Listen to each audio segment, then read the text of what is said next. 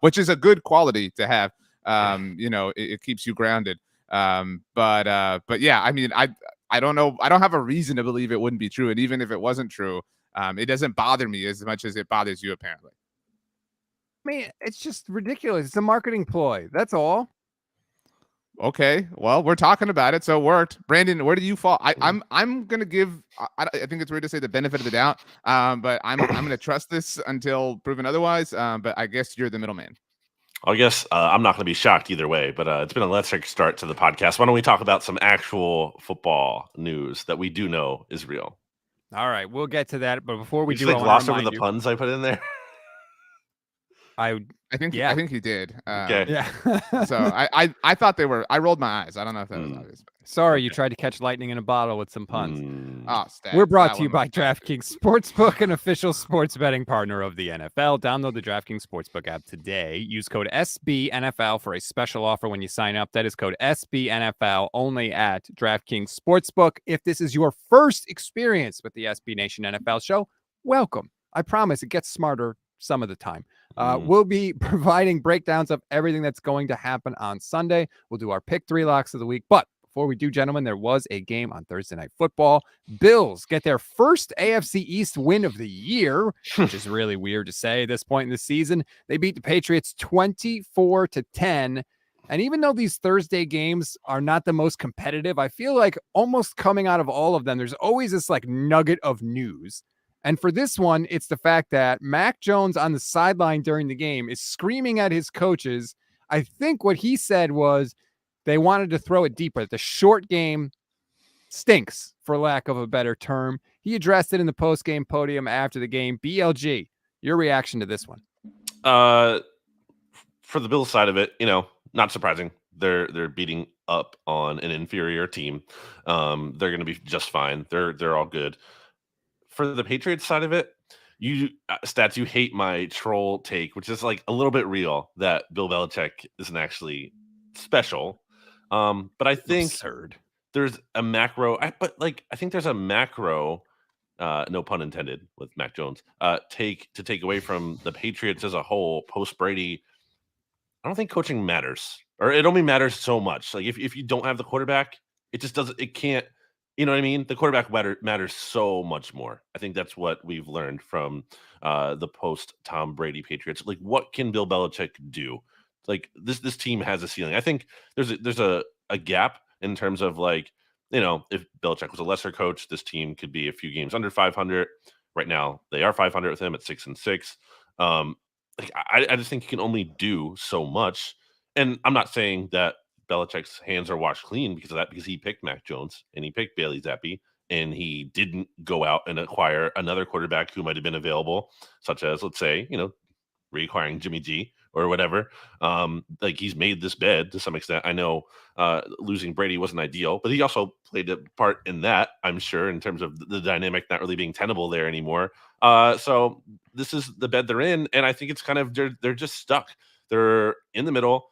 I think they kind of need to start over. I mean, people aren't going to like that, and they're not going to do that. But I think that what's best for them long term is to kind of reset this thing, especially the Bills here for a while and they're a problem, and the Dolphins are here for a while and they're a problem, and the Jets are kind of on the way up. And I know they swept the Jets this year. Those games were close, or at least the second one was. So yeah, I just think the Patriots are kind of just stuck in the middle, going nowhere. I don't know that there's a real precedent for this, and I don't say that to make excuses for the Patriots or their fans, but I have to imagine it's difficult to kind of compartmentalize what's happening here. Like, you go from, they had lightning in a bottle, to use your horrible pun at the time, stats, and it's gone, right? Like, so like what do you do? Like how do you exist? You know what I mean? Like, and it's not just like, an era. I mean, it is a generation. You know what I mean? Like, it's insane to have to move on from this. And so I feel like, to Brandon's point, like, they haven't tried to like full start over, full rebuild. Mm-hmm. They've kind of tried to like half live, half not. They're in denial. Yeah. Yeah. Like, and it's tough. And I think that there's this like constant inclination, constant desire to get back to that. And I think we saw that when they beat the Bears on Monday Night Football, and the Bailey Zappi thing happens, and they come out and they're booing Mac Jones, right? Because it's like, we have to accelerate this. We have to start the saga over, right? Like, oh, the trailer for the new movie's out, right? Like, let's get to it. And so it's just very strange and clunky and awkward, and so you can't do it that way. I mean, I get the coaching point, I guess.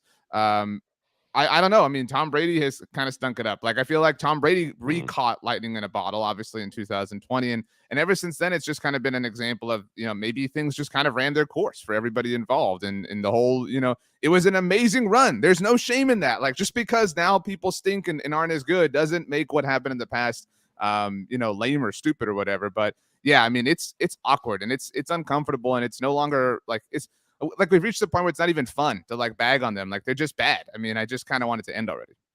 Well, I think too, like, Bill Belichick is not the only coach that has not been as good without his Hall of Fame quarterback. Go look at Chuck Noll's record without Terry Bradshaw. It's not very good at all. Kyle Shanahan without Jimmy G, right? Or any of his starting quarterbacks. But I still think Belichick is the greatest coach of all time. I think that Belichick is a below average general manager. Sure. And I think that's the biggest advantage that Brady gave him, is that Brady was so damn good they could overcome some of those misses by Belichick as a GM. But the Patriots are 6-6. How about this from Kendrick Bourne after the game? Remember, all we talked about before the year was, what are the Patriots doing? Josh McDaniels is gone. They're giving the offense to Matt Patricia and Joe Judge, which still sounds weird. Here's Kendrick Bourne after the game. He was asked, do the Patriots need to play different on third down? Which, by the way, they were 3 of 12 on third down. Bourne, quote, yeah, man, we need to scheme up better. We need to know what they're doing. We need to know what they want to do on third down. They call this and we call that, and it falls right into what they want. That is a massive indictment of the coaching staff. I'm sure Belichick's going to be thrilled with that. Well, I mean, I think getting lost in the weeds and the nitty gritty of this game is like wrong, for the Patriots fans to take away. Like, it's like the things that wrong with them are so much more about this game. But to this point about Belichick, like, these were awful hires. They really, like, how can you honestly sit down and be like, these were the best candidates in the entire league for this job? Really? These were the best candidates out of everyone? Like, they were the best. They're the best. They only got hired because they knew Bill Belichick. They were formerly there. It's recycling. That's all it is. Like right now, the Patriots are kings of like I didn't watch it yesterday at a protest, but I saw the trailer for the new Indiana Jones movie came out. It's like, this is so clearly going to be terrible. Like, we don't need this. I did see earlier in the week. Did you guys see the trailer for that 90s show, which is like the spinoff of that? It's like their children. It's like, we don't need this. You know what I mean? Like, the Patriots are just like kings of the remix right now. Like, we'll just bring back all the coaches. Like, you're gonna bring back Charlie Wise? You're gonna, like, at this point, like, what's going on? Like, you can't just like recapture the magic over and over and over again. That was a weird. I did not think we were gonna get to Charlie Weiss on the show. Okay, so Patriots 500, Bills get the win. Are you like feeling good about the Bills again, BLJ? I know people were kind of like, hey, maybe they're not as good. They look kind of sketchy. You feel like, nope, the Bills are who we thought, or do you still think that maybe there's some doubt there? No, I mean, I've never really lost faith in them in a big way. I mean, they still lead the league in point differential. They're up there in DVOA. I mean, they're a really good team. They've lost a couple games that were close, but no real reason to worry about them to me. I didn't learn a lot about them, really, I guess, in against the Patriots last night, other than, like, it's nice that the running game can get going, and that's a nice compliment to them. But no major big picture takeaway. For me, I don't have a strong, difference of opinion on the Bills, but I remain convicted that Josh Allen, like, his recklessness is part of his magic. We've used the word magic a lot, but like, it is also like recklessness. Like, he is physically reckless with his body. Like, that just cannot hold up. And like, respect, dude, like sacrificing yourself, like, on it, like all the stuff. But like, that is so much wear and tear. I heard him, talk about this run that the Bills have been on Kyle Brandt's podcast about going Thanksgiving to Thursday Night Football. The Cowboys have done that a lot, so I'm used to it personally. I mean, at the physical wear and tear, but it's a little bit of a gauntlet, like going Sunday to Thursday to Thursday. It's a teeny. That's on Wednesdays, RJ. What is the gauntlet? Got him. Anyway, it's a different, it's their first sort of breath, you know what I mean, since the snowstorm, right? Because the snowstorm sent them from Buffalo to Detroit, and then it's quick turnaround for Thanksgiving, no real chance to breathe, and you got to go right into kind of game planning for the next week for this New England game on the road. So I'm interested to see what they look like after a week and a half's worth of rest. But yeah, I think Josh Allen at some point is going to have to be just a little bit more guarded with his body. Can I say this though? Like No. maybe he's not. Like not every quarterback has to play for their team for 20 years. Maybe Josh Allen only has a 10-year career with the Buffalo Bills. Because if you take that away from him, RJ, Sure. he's not Josh Allen. He's not the same. He was guy. likened to Cam Newton. Like that's the same. That's kind of what it feels like, right? Like he's Cam, just like this unstoppable monster while he's in his prime. Yeah, but what's wrong with like if I ran a team, I'd be like, great, I'll take that. I'll take that career. We'll find another guy. Like I don't know. I think that you just have to let him be who he is, because if you try to change that, he's not going to be as good. And then what is the point of having Josh Allen? That's fair. Last thing I'll say about the Bills is they have 2 divisional games coming up right after this one. So they get the Jets. They'll host them on Sunday next week, and then they'll host the Dolphins. So 2 really big games coming up in the AFC East still. All right, we're going to take a quick break and preview all the games. But before we do that, it's time for our Pick 3, which is brought to you by DraftKings Sportsbook, an official sports betting partner of the NFL. Download the DraftKings Sportsbook app today. Use code SBNFL for a special offer when you sign up. That is code SBNFL only at DraftKings Sportsbook. Gentlemen, our Week 12 locks of the week, largely successful. BLG had the Dolphins over the Texans, minus 13.5. I had the Commanders -4 over the Falcons. Those are both wins. RJ had the Packers +7 over the Eagles. That is a push. But for us, that's a pretty good showing. BLG, you are still firmly in the lead at 8-4. RJ is 5-5-2. And I am 3-7-2, even with the win. Ugh. No pushes for Brandon. That's kind of impressive that he's, been, one way or the other. You and I have 4 between us, stats. So, I mean, at least BLG is keeping the records clean. Yeah, clearly you're better at this than we are. So you have honors this week, Brandon. Where are you going? Well, I also not push this week because I'm once again taking a line that has a half point in it, unless somehow there's a half point scored, which I'm not counting on it. RJ got very lucky last week with the half point because the Titans were 6.5 point underdogs.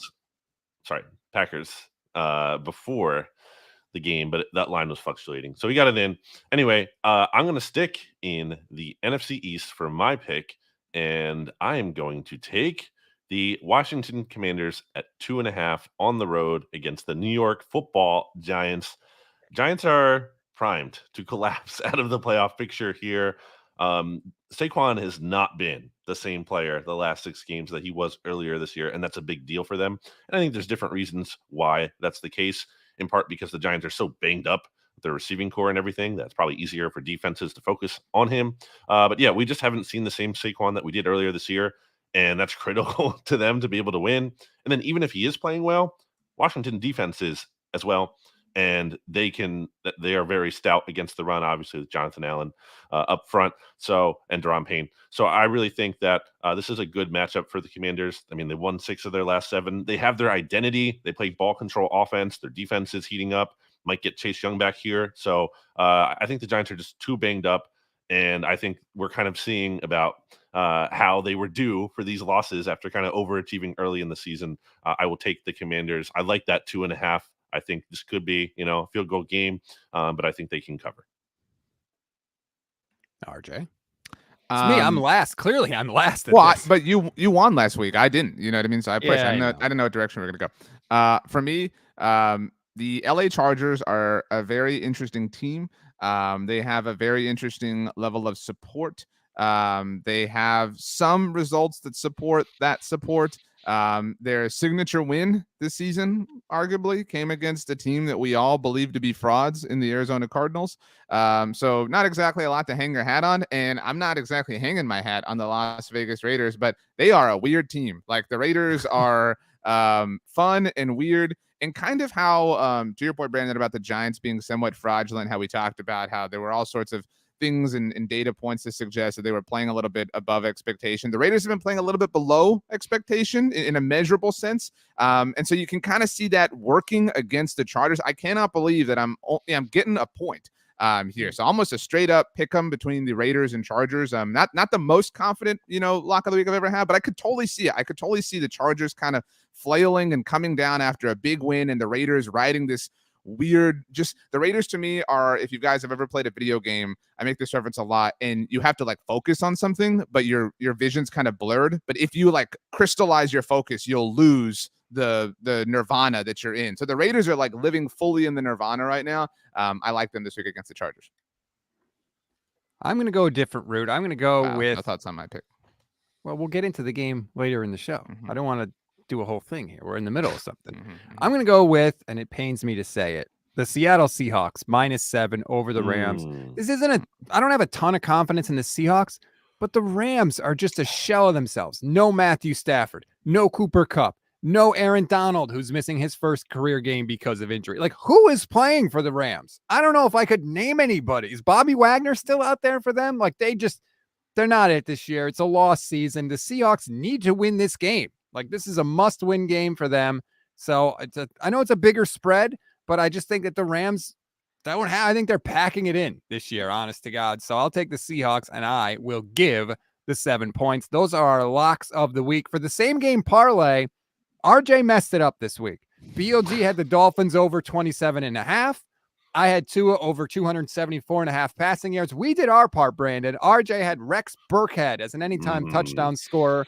That blew the parlay for you, so we're sorry about that. I lead the standings in this amazingly at 500. I am 6-6. BLG is 5-7. RJ is 4-8. So, as we look ahead to this week, Colts and Cowboys on Sunday Night Football. I'm leading this one off. I'm taking CeeDee Lamb under 69.5 receiving yards. And I hate taking unders. I never feel good about it, but the Colts are actually pretty good against opposing wide receivers. They've allowed the third fewest catches to receivers this year and the fewest yards of any team in the NFL. So I'm trying to get a little sneaky, maybe a little cute this week. Clearly, CeeDee Lamb is the Cowboys' #1 target. The Colts are going to be totally focused on stopping him. So I'll go CeeDee Lamb under 69.5 receiving yards. Why are you shaking your head, RJ? Any more's out this game for the Colts. Like, they're depleted. The only logical argument you can make in my mind is that the Cowboys are going to be up so much that they'll kind of call off the dog sort of thing. But I don't want to take away Brandon's honors. He's ahead of me in the standings, so he's up. But I just did want to stay on the subject of the standings. This is a team game. We're 0-12 together, all of us. We have not hit a single game parlay. That's not good. We need to get. If we don't get one before the season ends, I mean, something has to happen. Yeah, I agree. So we will await some kind of punishment. All right. So I am taking the under on the Colts point total this week at 14.5 points. This offense doesn't really score much, guys. They're ranked second to last, tied for second to last in the NFL with Houston for just 16 offensive points per game. And the Cowboys defense has obviously played well, only allowing, tied for third, 17.2 points per game, offensive points per game. So, I mean, it's that simple. I just think that this is a really bad matchup for the Colts and that their offensive line is not good. And the Cowboys have a pass rush, especially with Micah Parsons, that's going to be able to get after Matt Ryan and I think ultimately limit what this not so great offense can do. I know the Cowboys have had some issues with run defense and Jonathan Taylor is there, but I'm not really buying that as a major concern. I think the game script too will force the Colts into a situation where they can't really afford to run the ball too much. So I will take the under on the Colts point total at 14.5. For me, it comes down to reading the Cowboys and what they like to do. They love 13 personnel, which I know the Eagles coaching staff loves, despite Eagles fans hating it. But the Cowboys love their tight ends. They have 3 of them that they are obviously very proud of. 2 of them rookies in Jake Ferguson, Peyton Hendershot. Peyton Hendershot was the one who scored on the sort of cute little reverse at the end of last week's game against the Giants, and everybody jumped in the kettle, blah, blah, blah. But Jake Ferguson is the one outside of Dalton Schultz who's had the more success rather, through the air. So I'm taking any time touchdown scorer, Jake Ferguson at plus 1,300, especially if this game does get a little bit out of hand, right? Like if Dalton Schultz is somebody who's coming back from injury, who's been playing very well. The Cowboys are being a little bit careful with him, not necessarily utilizing him a lot. Again, they are the most successful team in the NFL from a production standpoint in 13 personnel. They like to do this a lot. So Jake Ferguson is somebody who can benefit from that. It's a bit of a swing, you know what I mean? But look, it's Christmas time, right? Let's have some fun. Let's hang the lights and sing the songs. I know Stats loves that. And so Jake Ferguson, anytime touchdown score. I do. I know. I said that. Those were literally the words that I said. So Jake Ferguson plus 1,300. It's a single game parlay. We got to hit them all, but we also want to hit some big ones. It's Christmas time. We want to be. You have all that money for all that shopping you got to do. My mom likes to say, "Don't they all have tight ends?" Okay. I just want to point out we're talking about we really got to hit one of these same game parlays, and RJ's bet is plus 1,300. But Jake Ferguson has scored. It's not like, and so had Rex Burkhead. I mean, Jake Ferguson is an option for them when they get down near the goal line. That's again, they love to use 13 personnel. This isn't like the second tight end on a team that doesn't utilize that package a ton. The Cowboys use it more than anybody in the NFL. So the odds of this are not necessarily totally indicative of who the Cowboys are. BLG's bet plus 100, which means bet $100, win $100. My bet plus 100, bet 100, win 100. RJ's bet plus 1,300, bet $100, win 1,300. If there's one thing we know about Vegas, they are known for getting these odds wrong and losing money. So if just for perspective, because I just put this parlay in on the DraftKings Sportsbook app to see what it would be if you bet on this. If I bet $10, I would win $460. Thanks, so RJ. there you go. If we get this hit, right. wouldn't this be an amazing first hit? Like, sure. Come on, let's have some fun. Believe, guys, believe in something for once. All right, we will. Good luck to you. We'll try, and then we're going to Sorry, on the subject of believing in things, ESPN's Catherine Terrell tweeted out that she texted Drew Brees and that he did not get struck by lightning. Oh, imagine that. What a shock. Breaking. Wow, no pun intended on the shock. You missed it. Drew Brees, not struck by lightning. What are the odds? Oh, actually turns out. Plus 1,300 are the odds, actually. Pretty a lot better than that. All right, let's take a break. When we come back, we will preview every game on Sunday's slate. Back here on the SB Nation NFL show, we are going to give you our thoughts on all the week's games, unless one of us gets zapped. If that happens, no analysis can be offered by that person. You can only give your pick for the game. There it is. Drew Brees did not get zapped. We found out. Hopefully that's the last time we mentioned it. I didn't even think about that. Did we make this happen? Did we make Bailey Zappi happen? The fake thing happened. Did we inspire the fake video? Well, we've authored a lot of things, Brandon. We are the originators of the NFC Beast and NFC Least. Bailey Zappi changed his name for us. We as in you and me, and then NFC. Right. Stats wasn't a part of that. But yeah. Stats isn't a part of that special project. Yeah, I don't want a part of your stupid fake thing. All right. Can we start? Let's go through the games here. We got a lot of good games this week, believe it or not. I feel like we've had a couple of down weeks in the schedule where there's been like one or two. This week, it's kind of loaded. We'll start in Philly. Titans coming to town. Eagles favored by 4.5. It's the A.J. Brown revenge game, BLG. Yeah, this started at 6.5, so this has gone down in the Titans' favor. I think taking the points here is a pretty smart play from a standpoint that I think it's going to be a tough game, a low-scoring game, as many Titans games have been really since their bye week. Haven't allowed an opponent to go over 20 points since week 6. There was the one overtime game they played against the Chiefs. That was one of them. And then they just lost to the Bengals. So those were the two right there. And both of those teams quarterbacked by like MVP candidates in Patrick Mahomes and Joe Burrow. So pretty good defense overall. Of course, the Eagles have their own MVP candidate.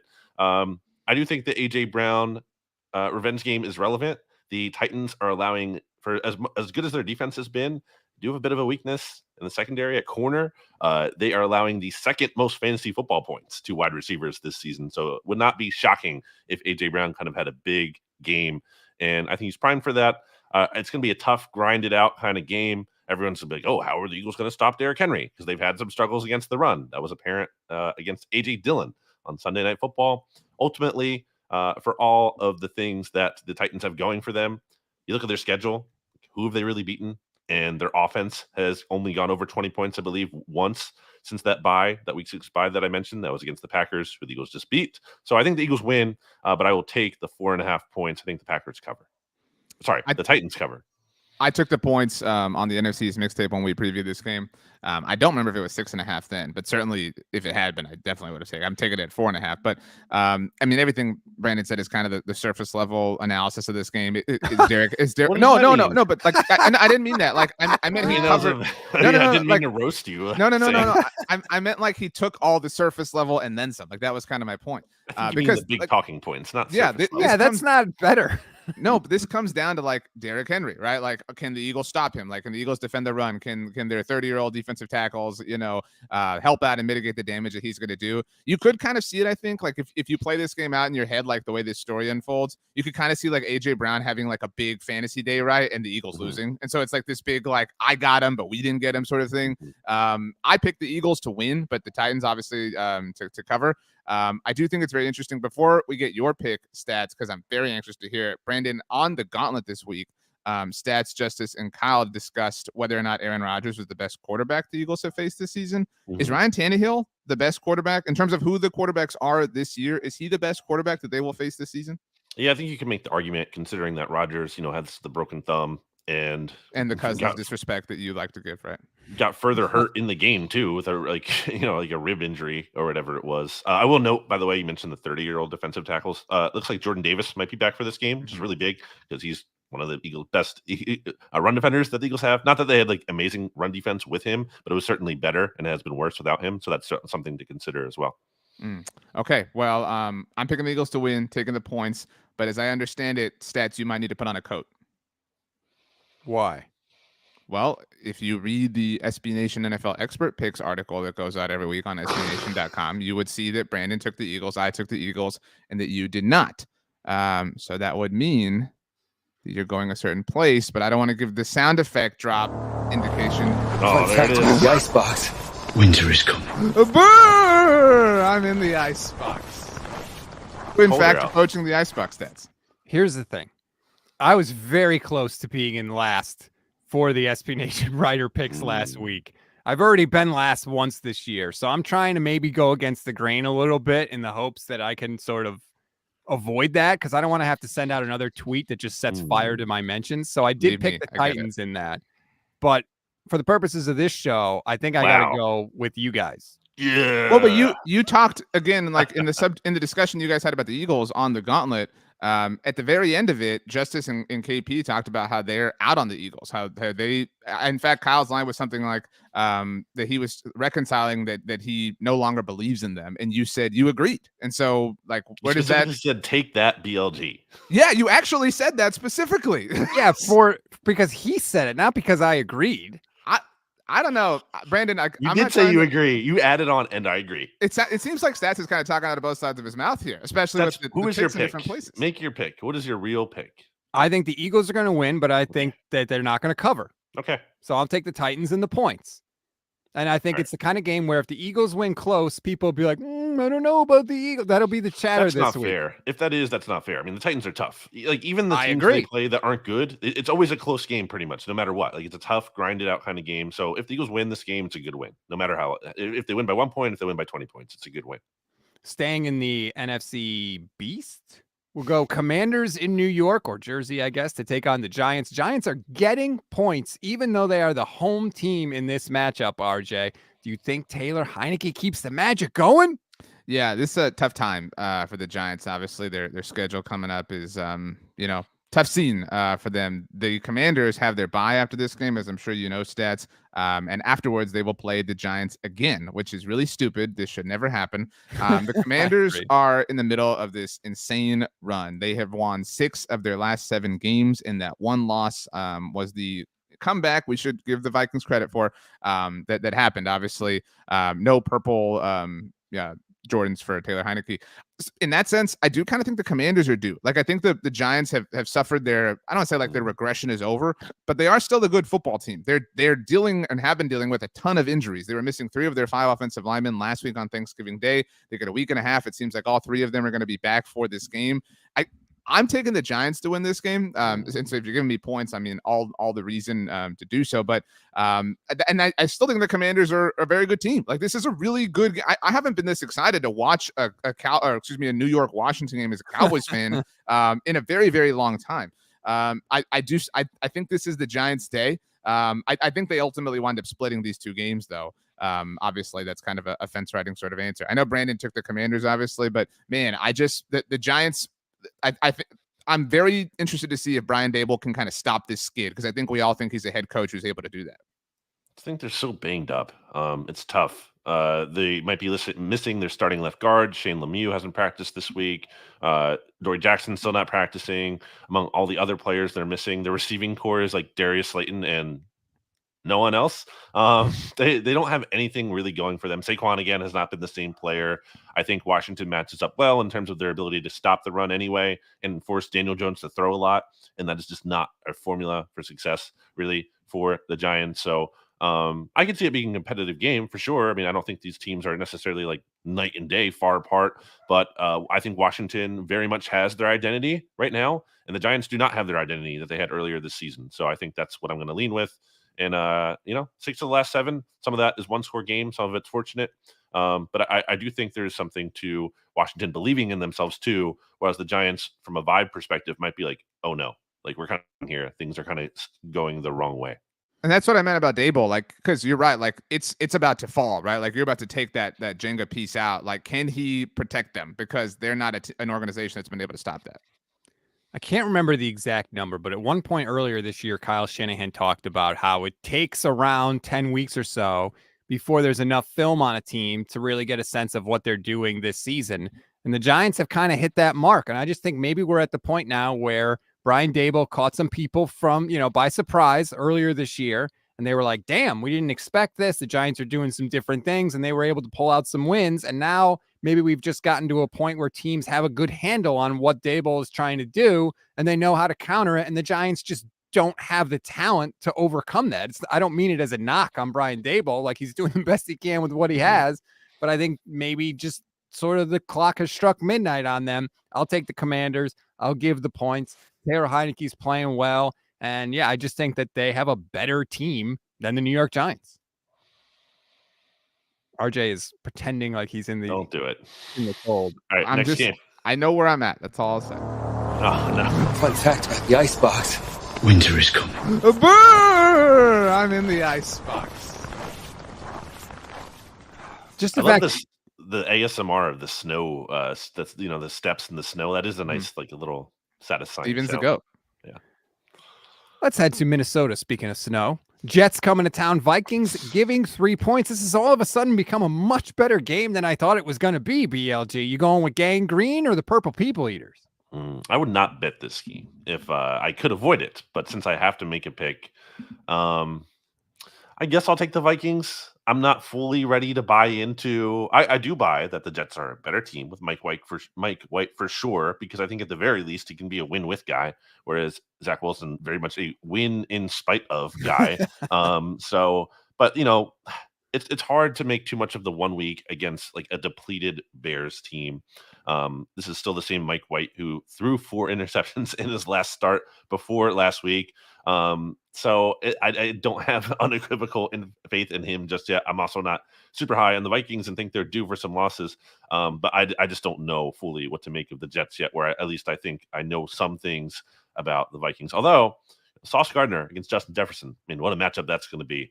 And to totally be able to erase him could certainly have some big ramifications on that Vikings offense. This is a big game for the Jets in terms of the Kirk Cousins litmus test, because typically he beats the he beats the bad teams and loses to the good ones. So if the Jets are a good team, they will be able to beat him, and that will say a lot. But right now, I don't think they deserve that benefit of the doubt. So I'll lean with the Vikings here. I keep saying Kirk Cousins- Packers for every game. I Kirk know. Cousins won in primetime last week, but gets no credit for it. But had he lost, the Kirk Cousins never wins in primetime thing would have been perpetuated. The Vikings bounced back. That was a really impressive performance. Like very quickly after they got blasted by the Cowboys, they kind of manhandled the Patriots, and again, get absolutely no credit for it. I think you're right, Brandon. I think this could be like the defensive rookie of the year game for Sauce Gardner. I think he's like, certainly the leader in the clubhouse, but this is like a statement if you can kind of go toe to toe with Justin Jefferson. Yeah, I like the Vikings in this game. Literally, as you brought this game up, stats, Robert Saleh said Michael Carter is doubtful for Sunday. Not that that's like shocking. I did want to say Brandon's Grogu hat, with like the angle we see, it kind of looks like the Jets logo, like the plane. How? Jet. Like the way when your head is up, like when you're not looking that way, like no, that's too far down. Like when you're at normal level, just seeing the ear kind of RJ, looks, there's no, that is not true in any stats. I was just facet. struck by lightning. Please give me your thoughts and prayers. No idea. But yeah, I like the Vikings in this game. I think the Vikings are a little bit underrated, a little bit disrespected. They get no pop. Like I understand thinking they're not the like most formidable team in the history of the NFL, but they get no credit for what they've done so far. It's okay to give them some credit. It's totally fine. I promise. I actually saw a really good retweet from our friends over at the Daily Norseman, our Minnesota Vikings community here at SB Nation. And I think it's fair. They have a chip on their shoulder, clearly. And according to Pro Football Focus, the Vikings have played the 9th hardest schedule so far, and they are, of course, 9-2. Teams that have had were against really good teams, to be fair, but teams that have had an easier schedule so far: the 49ers 32nd, the Eagles 29th, the Cowboys 22nd, the Dolphins 20th, and the Chiefs 15th. And as the tweet says, the Vikings seem to be the only fraudulent team. That's a fair point if you're a Vikings fan. That said, I still don't think they are as good as their record, but I am going to take them to win this game, and I'll give the points.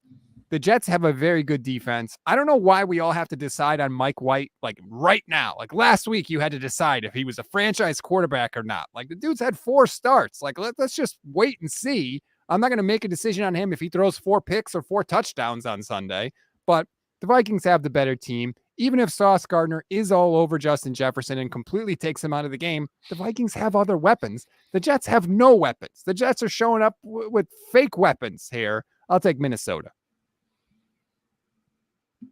Well, why are you making a face, RJ? why are they fake weapons? Because they have nothing. Who's the biggest? If you're Minnesota right now, you wake up and you're like, we have to stop who on the Jets? I mean, Garrett Wilson's very good. I mean, Elijah Moore, like who woke up. I mean, let's give them some respect. I'm staying up all night worrying about Elijah Moore. Stats, you just tweeted like last week, like Garrett Wilson is really good. Wow, this is a really bad episode for Stats and his receipts. If that's your best weapon, that's your fastball. That's a really good weapon to have. Do you think what the Giants would kill for Garrett Wilson right now? Like, okay, the Giants, another bottom of the roster team, or bottom of the league roster. The Giants would kill for like, I don't know, Kendrick Bourne right now. Right. Wow, that was Stats' guy a long time ago. Garrett Wilson has 57 yards a game. That's keeping you up? That's your best guy. That's your best guy. Okay, so because they don't have Justin Jefferson, they're losers. They don't have anybody. That's not true. Like, again, like to say they don't have anybody is Let's move on. BLG getting a little mad. All right, here we go. Browns, Texans. Texans +7. This is the return of Deshaun Watson, who, in case you forgot, was sued by more than 30 women for sexual assault. And every time we mention Deshaun Watson, that should be said in full, not sanitized, not downplayed. Every single time his name comes up, it should be mentioned, and it's not going to be, so I'm going to do it. Okay. You should. Yeah, it's a relevant part. It's a big reason. It is the reason why he missed the first, 12 games of this season. I did say... And he missed the previous season because he wanted out. Like there's petulance with the Texans gets overlooked as well as a part of all this. For sure. The Browns really needed to beat the Bucs, is what I said last week, to kind of have any shot of it's still an unlikely playoff run, but to keep like their playoff hopes on like life support at all, as opposed to being dead, they had to beat the Bucs. They did, to the credit of that team. Obviously, everyone's going to be rooting against them, but I mean, the Texans are terrible. They're down 30-0 on the Dolphins before the Dolphins benched their starters like I think like halfway through the third or even earlier than that. Like Like, that was not a competitive game at all. Even though the final score says 30-15, Texans are the worst team in the league. They're bad. They don't have much going for them. They're also, I think they're playing the most rookies, so there is some hope for the future. I believe they lead the NFL in rookie snaps played, and by a decent amount too. And obviously, they're going to have probably number 1 overall in the 2023 NFL draft. I don't know about that other pick being a top 10 pick, because the Browns might win some games at the end of the season that might get a little worse for them. But I think they are going to lose this game. I'll put the Browns are going to win comfortably. So I'll take the Browns -7. It's interesting how many games we've had this season, and still will have, between teams where one owned the other's first round pick. We had Denver, Seattle at the very beginning. We have Houston, Cleveland now. We'll have Philly, New Orleans down the stretch. So just, kind of a funny, little wrinkle here. I would love to take the Texans and believe that it was possible in a football sense, because I really want them to win. I think I speak for all of us. We're all rooting for the Texans and rooting against the Browns. I think it's really gross and really disgusting how the NFL set this up, how like this is a story now, like Deshaun's return, his first game back. Like, it is all gross. I mean, we've said that and covered it, and I don't want to get like beleaguered to that point, to your point, Stats. I mean, it should all be said and reset every single time because of what the Browns and the NFL have through their own actions corroborated, or not corroborated, but been fine with, been okay with. But to Brandon's point, it's just too steep of a hill for the Texans as a football team. It seems impossible. It's really difficult to imagine them winning another game. To be honest, it's amazing that they won a game. I mean, it's amazing that they tied a game, even against the fraud Colts. I mean, this is one of the worst teams I have ever seen. And I think that, we're sort of like right now not paying attention to the Texans, but if and when they fire Lovie Smith, it's going to highlight again, like, further dysfunction within that organization. Like, is Josh McCown going to be their coach? Like, is Jeff Saturday the blueprint for that? I guess, but it's a shame, but I think the Browns cover and win. So here's the Texans' remaining schedule. Do they win a game? Browns this week. No. Cowboys next week. Obviously not. No. Chiefs. No. Titans. No. Jags in Houston, and then they end the year with the Colts in Indy. Maybe that last year. No, and that win will serve as they won for Jeff Saturday. You know what I mean? Like, it will be their their exclamation point at the end of the season. But I said this on Monday Football Monday. Who are the first 3, Brandon, after this week? It's Dallas, Kansas City, Tennessee, right? Mm-hmm. The Texans are going. All they are is they're going to be a number. Like, that's all they are at this point. They are a number for Dallas, Kansas City, and Tennessee. Talking like survivor terms over here. Right, but like that's what they are. Like, I mean, the math of this season and how it's going to play out in conference standings and playoff seedings, like that's all the Texans exist for right now, is to inflate even Jacksonville. Like, if you really believe, like, all they exist is to prop up other teams that they're playing down the stretch. I'm going to take the Texans in the points. I'm going to pick against the Browns every single game. I hope Deshaun Watson never wins another football game for the rest of his life. And the fact that his money is guaranteed absolutely makes me want to throw up. He should never be back in the NFL. That's it. He's tainted for me forever. Next up, Broncos, Ravens. Ravens giving 8.5 points, which shows you just how dysfunctional and broken the Broncos are, because Baltimore's offense doesn't look like it has its stuff together at all, RJ. I have thoughts on both sides of this. I'm really scared about my Ravens. Like, I'm a little bit nervous. It's a tough look. I mean, well, look, we say all the time that like information evolves and gives us opportunity to evaluate and assess. And it's not just that they lost to the Jaguars. They struggled so badly 2 weeks ago against the Panthers. So like, I'm totally taking the points here. I think the Ravens will win. I'm taking the points because the Ravens have given me and us no indication that they can cover a line this big. We have not seen their like offense be awake since the Sunday night win over Cincinnati. I mean, it's been a long time, and I every time I see them struggle, I tell myself like they shouldn't be this bad. They have offensive weapons that are better than this. But now I'm kind of reconciling that and saying like, are they better than this? Like, can they really return to that? Like, have we seen the peak of them? Is the peak in the rearview mirror? I am very concerned about the Ravens long term. I think they're a playoff team. But I don't know that I even believe they're going to win this division. Cincinnati's coming. I mean, like it's hard to really trust the Ravens right now. On the Broncos side of things, look, we've all had our fun with Russell Wilson. I just wanted to say this. No. I think it's no longer fun to like make fun of the situation. The birthday party thing was ridiculous. I cannot believe that became a story. Like that doesn't become the story it is if they're not this bad. Like we're now just looking for reasons to dunk on them. Like we don't have to. It's like Seth. I've told this before. I think about what you said all the time. How you said we don't have to invent reasons to give Patrick Mahomes props. We don't have to invent reasons to bag on the Broncos. There are more than enough on the field. They are terrible. They are dysfunctional. They're probably going to fire Nathaniel Hackett. They are doomed for the next handful of years because of their arrogance and narcissism behind trading for Russell Wilson and giving him the contract that they did. But all those things don't mean that we have to look even further down the rabbit hole to find like, oh, well, only 23 dudes went to his birthday party. Like that's silly to me. Is the Russell Wilson trade the worst trade in NFL history?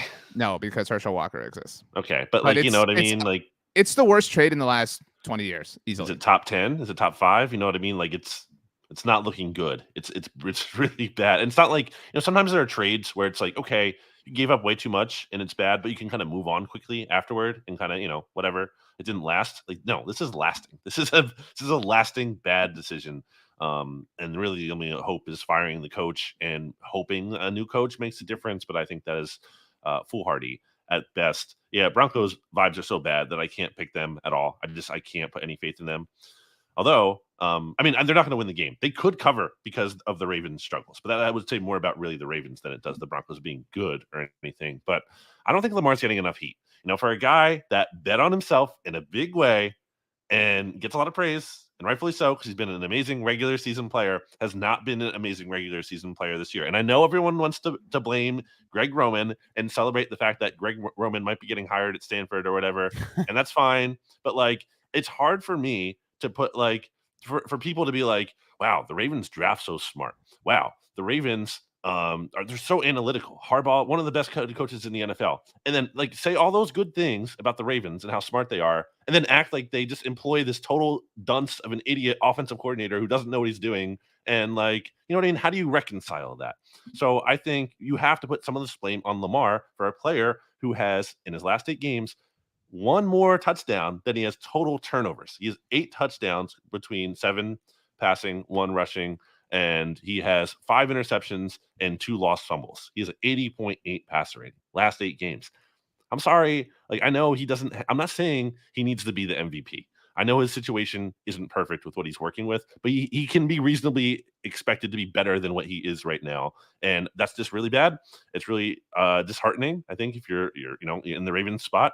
And I wonder what it says, about his future. I still think they're probably going to, tag him after this year, but I don't think they're lining up to give this guy a fully guaranteed contract after this season, especially if this all results in another disappointing playoff exit, which, it could, because as you just said, RJ, they might not even win the AFC North. I do think it's kind of crazy that we're talking oh, they're struggling so much, blah, blah, blah. They're 7-4. They're 7-4 and their losses have come. That doesn't tell the whole story. Well, hold on. Their losses have come against Miami. We think Miami's pretty good, right? They lost to Buffalo. We think Buffalo's pretty good. Okay. They lost to the Giants. That's really bad. That's not a good, but the Giants do have a good record. Yeah, but they're not good. And they barely lost to Miami. They blew that lead to add to your point. It was a bad loss. I agree. Right. They had a huge, massive lead. And then they lost to Jacksonville. That's not okay. At worst, you could say 2 of their losses are bad. That's the harshest thing you can say about them. And I agree. Lamar needs to be better. He has to be better. I do put a lot of it on Greg Roman. I have seen Greg Roman's offense up close and personal when he was in San Francisco. I am telling you, if Stanford is serious about that, Lamar should drive him to the airport. I'm sorry, man. I put more of it on the offensive system than I do Lamar, but Lamar is not blameless. I agree. That said, I'm taking the points in this one. I just don't have faith in Baltimore to win by that many points. I just can't do it. Sorry. I like points. I will take the points. Next up, Jags at Lions. Lions only getting a point, RJ. Look, I'm interested in what the Jaguars are doing. Trevor Lawrence is kind of rubbing it in your face, Dad. Oh, you didn't believe in me. You thought I should take all this heat. Look at me now, Look at me. Look, I'm moving. I'm taking the Lions. I trust them a little bit more. They have finally become what everyone has treated them as. You know what I mean? This spunky, plucky, cute little team that can kind of go toe to toe. I don't believe in the idea of moral wins, but if there was a moral win, it was certainly what they earned against the Bills last week on Thanksgiving Day. I just kind of like their odds. I think they'll rough and tough up the Jaguars a little bit. I could kind of see this turning into what the Lions-Seahawks game was, like this points palooza, because the Lions defense is so bad. And Trevor Lawrence is just kind of like, I don't know that I believe he's finding himself, but I think he's finding more confidence in his game at the NFL level, which is a different but valuable thing. So yeah, I'll take the Lions to win though. I just want to read a quote from Jaguar safety Andrew Wingard, who said, quote, "The stone's on that guy. I would die for Doug Peterson. I swear. I would run into battle with Doug Peterson. 100%. I love the guy. I love Doug Peterson too. And why not roll with him once again here? I'll take the Jags because I love Dougie P. And I think Trevor Lawrence, yes, was struggling and did look really bad, but he has been playing better. So maybe, just maybe, they can pull off the upset.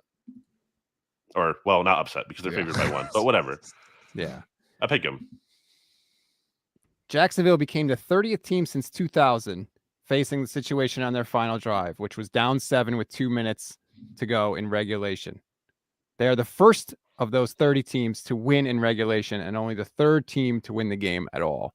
That's pretty friggin' amazing.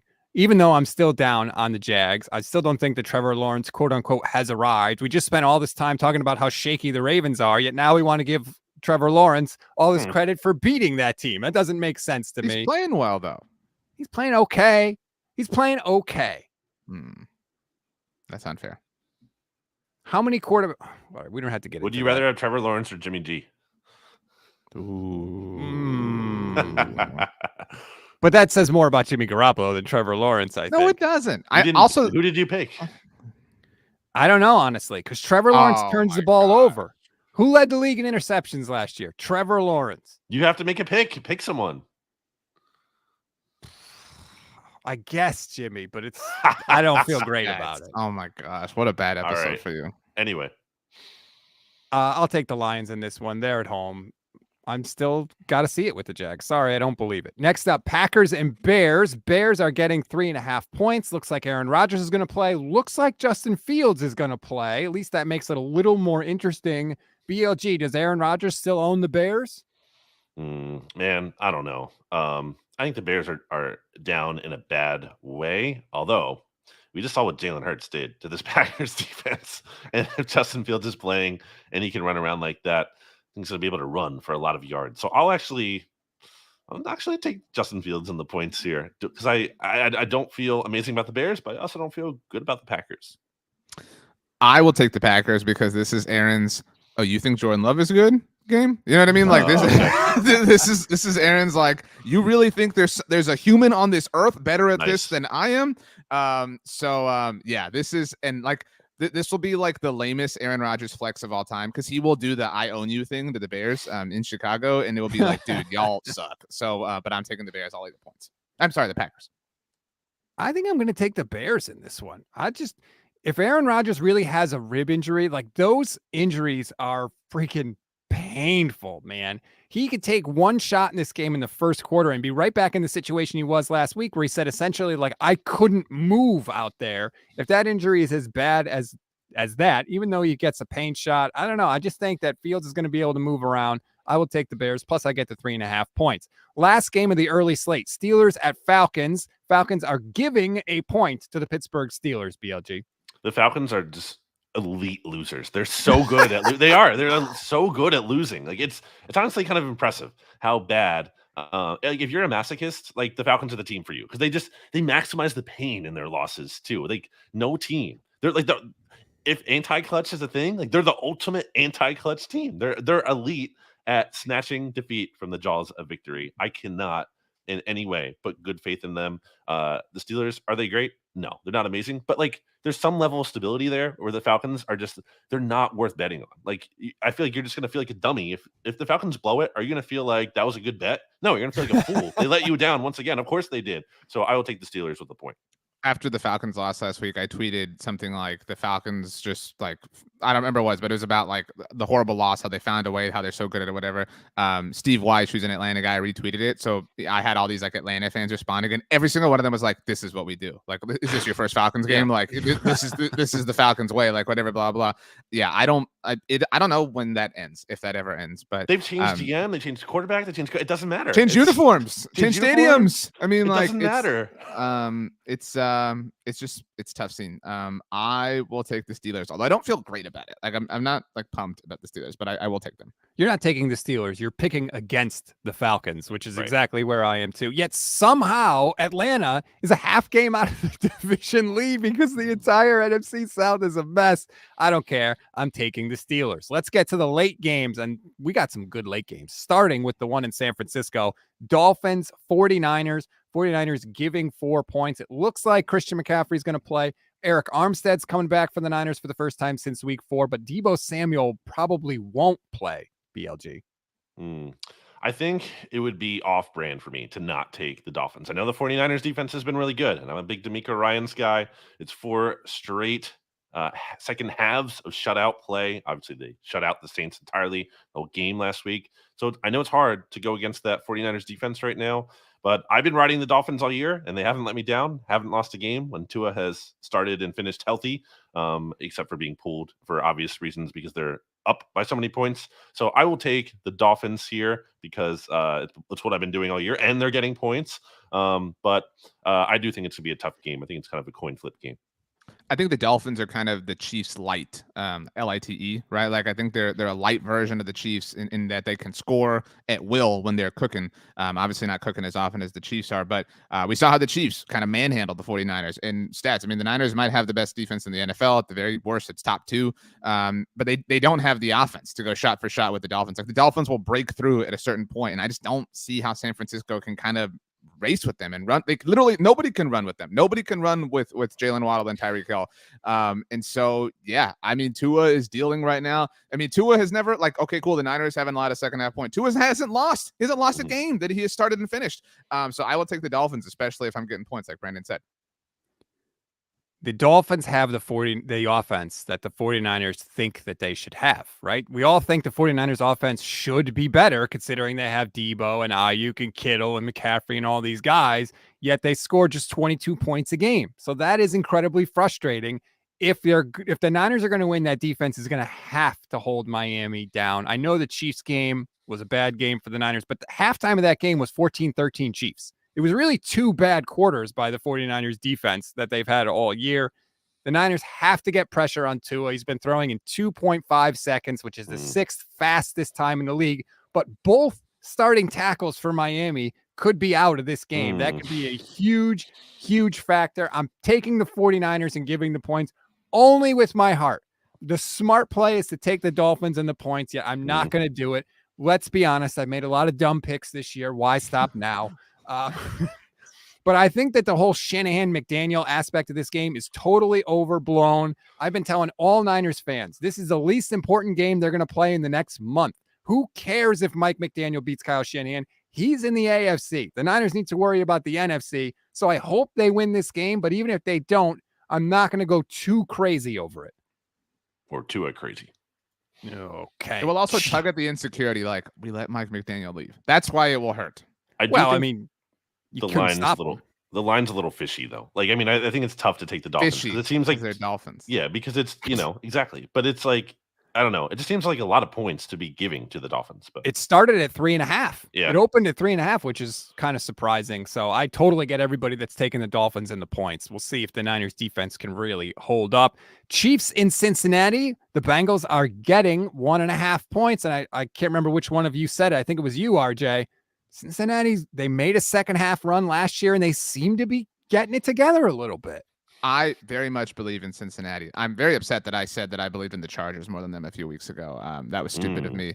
The Bengals are very good. Joe Burrow is very good. Getting Jamar Chase back, a big deal. In fact, they were able to win without him last week and kind of, get that luxury week for Jamar to get completely and totally right. Huge, huge, huge deal. But this is an FU game for the Chiefs. This is you cost us a trip to the Super Bowl. And if there's a team that is, when they're locked into that mode that I do not want to see, It is the Chiefs. And so I think the Bengals get blasted here. Like I really do. Wow. But I don't think that should not be cause for concern. It should not be anything like that. I think the Chiefs have just spent an entire year waiting for a moment to get revenge. And again, when they're in that level, nobody can touch them.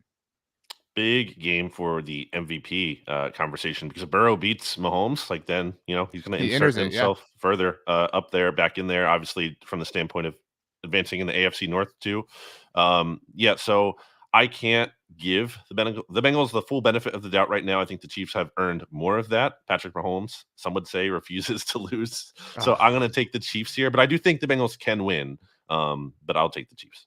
Yeah, I think Cincinnati has shown they can win by beating the Chiefs. So clearly they huge collapse like that.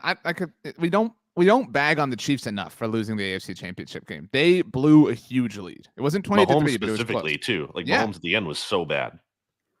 Okay, but like Cincinnati still had to score points to come back and win. It's not like the Chiefs had 4 fumbles in the end zone that Cincinnati recovered to come back and win. I'm just saying it wasn't like a perfect level of execution from the Bengals. Like it's like we said, we can't give the Vikings all the credit in the world for overcoming the 17-point deficit against the Bills. If you fall into the deficit, you deserve criticism for falling into the deficit, which the Bengals did. Yeah, but then they came back and won the game. So clearly they've shown they can beat them. That said, you guys said it. When the Chiefs are at their best, there is nobody that gets to that level, and they have all the motivation in the world. And as Steven Serda, our producer from Arrowhead Pride, mentioned before the show, like this is the last hard game the Chiefs have for the rest of the season. They know if they win this game, they can basically win out, get the number 1 seed, get the bye in the AFC, which of course, everybody's going to want. So Chiefs are going to handle their business this week against Cincinnati. Stay in the AFC West, I should say. Chargers and Raiders. The Raiders are giving a point, BLG. I don't know. I don't really know. I'll take the Chargers. I don't feel good about it. Will it end on a walk-off play like the last 2 have for the Raiders? No, it won't. I think Dicker the kicker makes a game-winning field goal at the end. This is going to be I've been good at RJ's shaking his head, but I've been good at predicting kicking things this week. I correctly predicted the USA Iran score. That's right. 1-0, but before it happened that day, a couple hours before it happened on the NFC's mixtape. So I will stick with that. Stick with the kick, and Cameron Dicker makes the kick to give the Chargers the 1-point upset. I already laid my thoughts out in my lock. I think the Raiders win. Zap. I already talked about it, but there you go.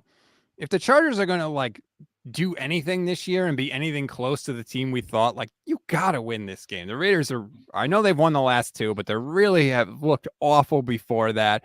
Try to reward some of us that have stuck it out with you, Chargers. Can you do that, please? So I'm going to go one more time. I'll take the Chargers in this one. Again, that's probably more with my heart than my head, but I will take LA. Last of the late games, Seahawks and Rams. I've already given my thoughts. The Rams are getting 7 points. RJ. The Rams stink, and nobody wants to criticize Sean McVay for it. And I said this, I don't remember where this week. I think it was with Brandon on the mixtape. But the Sean McVay helmet thing. First of all, thankfully he's all right and not in poor health. Drilled on the sidelines last week. But again, the story becomes the funniness of that moment as opposed to how bad they are. I don't want to criticize or point fingers, but the shutting down Aaron Donald thing. Do we think he plays another game? Does anybody think Aaron Donald's playing another game? That's just a we suck sort of thing. And that's smart. I don't have a problem with that, but I don't want to accuse them of doing anything. But yeah, the Seahawks, we need to see a bounce back. Kind of like you said, Stats. Okay, Chargers, you're gonna be a real team. Okay, Seahawks, go win this game. Go cover. Flex your muscle, dominate, have some fun. Seahawks win easily. Yeah, I'll take the Seahawks. Just because I don't want to hear more. I already beat the Zap. But I don't want to hear. Well, you picked. I don't want to hear more about this game. So I do think that we all think, oh, the Seahawks, they're a pretty good team. No, they're 6-5, right? They lose this game and they're at 500. All of a sudden, they're not the really good team we thought. They've lost a lot of games since then. So we'll see what happens. They hate Pirates. They've lost to them back-to-back games. The Buccaneers and the Raiders. Sunday Night Football, Colts in Dallas to take on the Cowboys. RJ, we'll start with you. Cowboys are giving 10.5 points. That is a large number. It was all the way up to 11.5 at one point.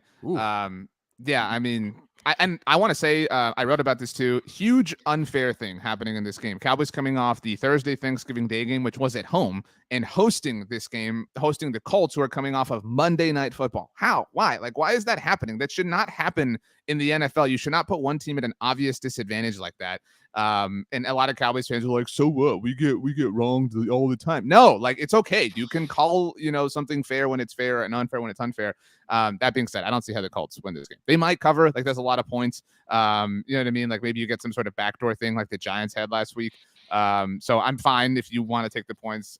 I'll take the points, but I mean, man, Dallas should win easily. And there are a lot of people really worried that the next 3 games have trap game potential for the Cowboys. Colts at home, Texans at home, on the road at Jacksonville. Their first trip to Jacksonville since 2006 because they went to London in 2014.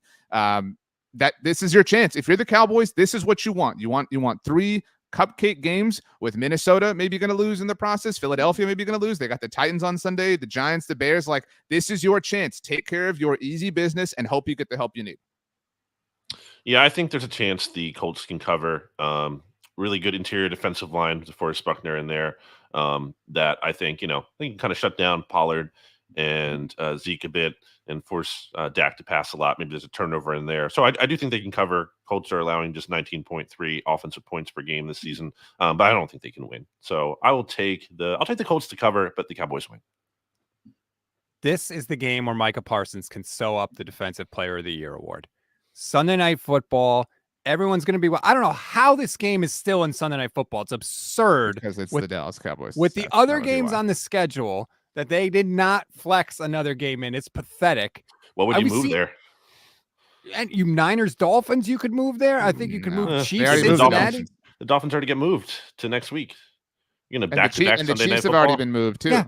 How many times have the Broncos played in primetime back-to-back this year? It happens, okay? This game is going to be over by halftime. I'm taking the Cowboys. I'm giving the points. Micah Parsons is probably going to have a strip sack fumble. I'm telling you, he could lock up Defensive Player of the Year in this one. It's on that note, stats, Micah has only had games with multiple sacks. He hasn't had a single game with 1 sack this year. So it's either been 2 or none.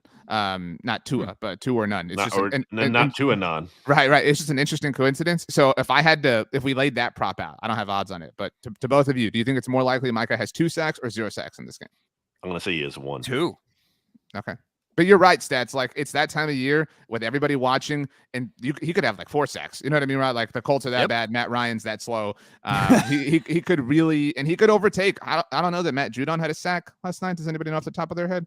Because Micah was 1 back of Judon entering this week. So I mean, and let's be honest, nobody wants Matthew Judon to win Defensive Player of the Year. I'm just saying he could end the week as the NFL sack leader, which is a big part of the narrative of that award. He did not. Judon did not have 1 last night. So if he gets the 2, then he's barring a crazy week from Nick Bosa or something like that, he's the sack leader entering week 14. And Monday Night Football, Saints at Buccaneers, RJ. No analysis, just a pick. The Saints will win and open the door for the Panthers to win the NFC South. This is a big game for the Bucs to clinch the NFC South, and they will win it and help the Eagles get a better pick from the Saints. Saints usually play well against Brady. I think they do again. I'll take the points. And you know what? I'll call for the straight up upset. Saints on Monday Night Football. Wow. That's going to do it for this edition of the SB Nation NFL show. Please continue, rate, review, follow everything we have going on. If you leave a review on the show, we will read it. Grogu making an appearance on the program if you're watching on the stream. RJ? Shout out to all the people who tagged us in their Spotify Wrapped on Twitter and Instagram who have the SB Nation NFL show or Blogging the Boys, Bleeding Green Nation, Niners Nation. It is so cool to see people sharing that, how much you listen to us. It means a lot, not just to our bosses and the people that employ us, but to us and our hearts and our spirits. Yeah, so keep doing it if you didn't already. We'd love to see it. It is always appreciated. We promise to continue to try and earn your time. Happy holidays, everybody. We'll talk to you next week.